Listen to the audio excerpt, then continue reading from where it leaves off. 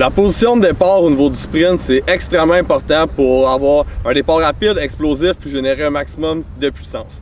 Donc, il y a plusieurs façons de faire un départ. Si vous regardez par exemple un 100 mètres sprint aux Olympiques, les gens vont se positionner avec 3 points d'appui.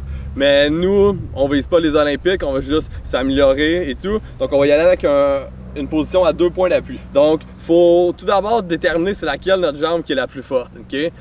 Souvent, il y a un truc, exemple, si on se laisse tomber ou si quelqu'un nous pousse, c'est quelle jambe qu'on va mettre à l'avant. Ça peut être le sport qu'on pratique. Bref, de quelle position qu'on est le plus solide sur notre jambe, ça va être ça notre jambe dominante. Donc, dans le cas de Daphné, c'est sa jambe droite qui est la plus forte. Donc, c'est la jambe qu'elle va positionner en avant lors de sa position de départ. La jambe arrière va être surtout un point d'appui. Donc, tu vas la reculer un petit peu. Puis, ce qui est important aussi quand on court, c'est qu'on est toujours bras-jambes opposés. Donc, si je lève mon genou gauche, mon genou droit, pardon, c'est mon bras gauche qui va lever. Si je lève ma jambe gauche, c'est mon bras droit qui va lever. Donc, comme ça, les abdominaux sont engagés, puis on génère toujours autant de force de la droite qu'il y a de la gauche. Si on était des deux bords, on tournerait en même temps de courir. Daphné va se positionner, elle a la jambe droite en avant, donc le bras gauche va se lever dans les airs. Le bras droit va l'envoyer loin derrière, dans une position penchée vers l'avant.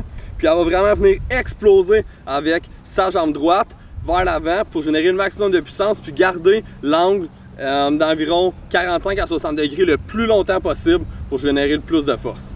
Donc vas-y.